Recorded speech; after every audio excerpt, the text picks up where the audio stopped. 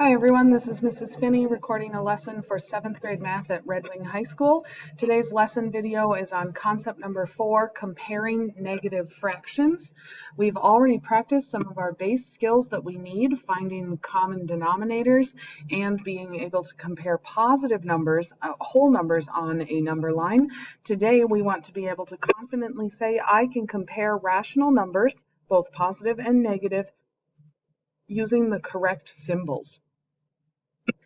In order to do that, we need to remember some of these critical concepts from previous lessons in math. And so I'm going to pull up my pen here. First, we need to remember the word opposite. Opposite means that we are the same distance from zero, but on different sides of zero on the number line. So the opposite of positive 54 is negative 54. Two numbers are opposite if they have the same absolute value. That means that they are on opposite sides of zero, but they are the exact same distance away from zero. So reviewing that absolute value concept so that we can use it to help us find direction on a number line when we're graphing today. The absolute value is the distance from zero. So whether it's to the right of zero, like 12 is, or whether it's to the left of zero, like negative 15, our distance is still a positive distance from zero. And that holds true whether we're dealing with an integer or whole number, or whether we're dealing with a rational number like a fraction or a decimal. The absolute value is the positive distance from zero. And when we look at comparing,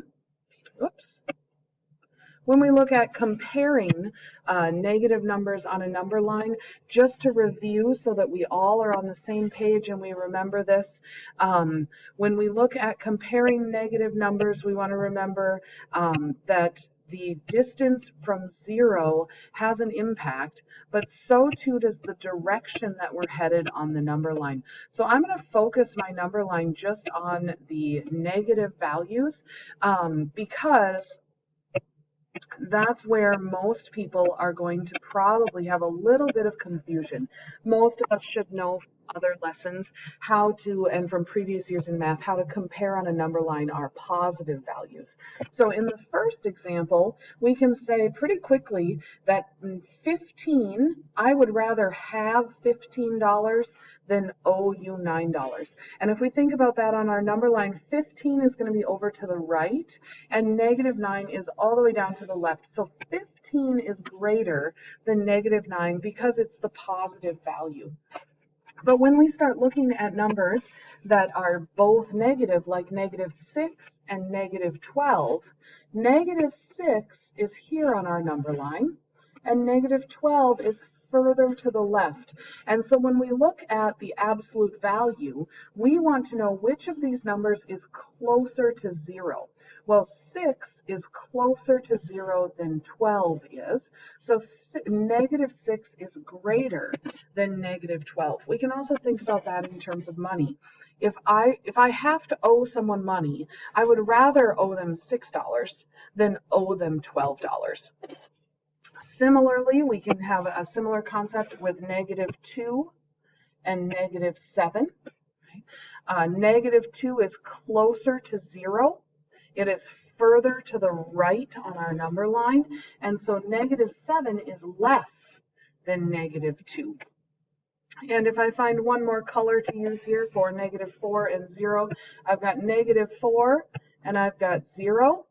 Well, negative 4 is less than, or further to the left, less than 0.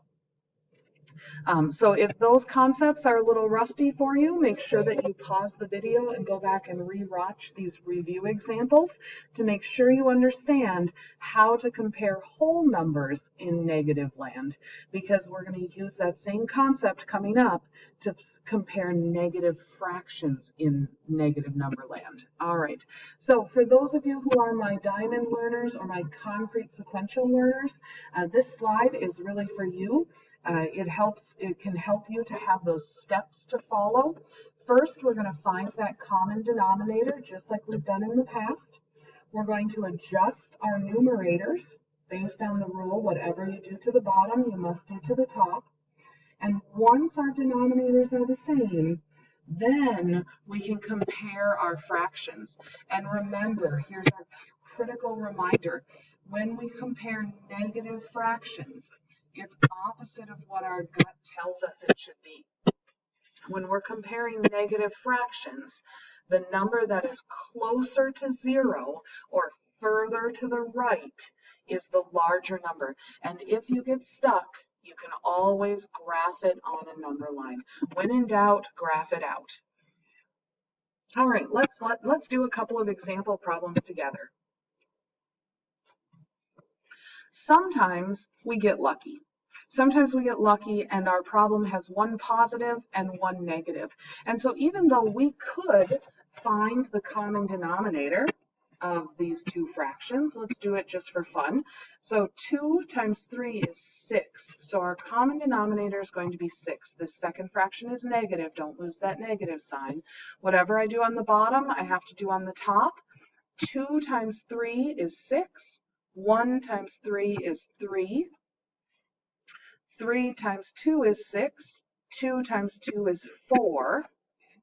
And even though 3 is smaller than 4, 3/6, positive 3/6 is larger than negative 4/6. Okay? So when we have one of each, we know the positive is going to be the bigger fraction. Over here in this next example, we're not quite so lucky. They're both negative. So we have to find that common denominator in order to compare them. Take a second, pause the video if you need to figure out that common denominator before I reveal it. 4 times 5 is 20. Whatever I do to the bottom, I have to do the top. This first fraction, I need to multiply by 5. 4 times 5 is 20. 3 times 5 is 15. And in the second fraction, I had to multiply by 4. 5 times 4 is 20. 4 times 4 is 16. Now again, our first reaction is to say 16 is bigger than 15, but we're dealing with negative numbers. And so if we think about counting to the left on our number line between 0 and -1, halfway between would be -10/20, because 10/20 is the same as 1/2. And then we'd go a little further down and we'd find -15/20. And just past that, we'll find -16/20. And so when we put it on a number line, we actually find that -15/20 is closer to 0. So -15/20 is greater than -16/20. I'm going to encourage you to pause the video and copy down these 4 example problems. You'll see I've given you a little bit of a helpful hint in finding those common denominators. Pause the video, work through these 4 problems, and when you come back, I'll have the answers revealed for you to check your work. Welcome back, everyone. Hopefully you had success copying down and trying these practice problems. You can see the 2 fraction examples on the top of the screen. One, I was able to find that common denominator and recognize that they end up being equivalent fractions. And the second one, I found that common denominator and then I graphed it to figure out which fraction was closer to 0 or further to the right. And the bottom 2 examples, I just wanted to real quickly show and remind you that rational numbers can be written as fractions or as decimals. So sometimes you might find it easier to convert one of your fractions into a decimal and compare it that way.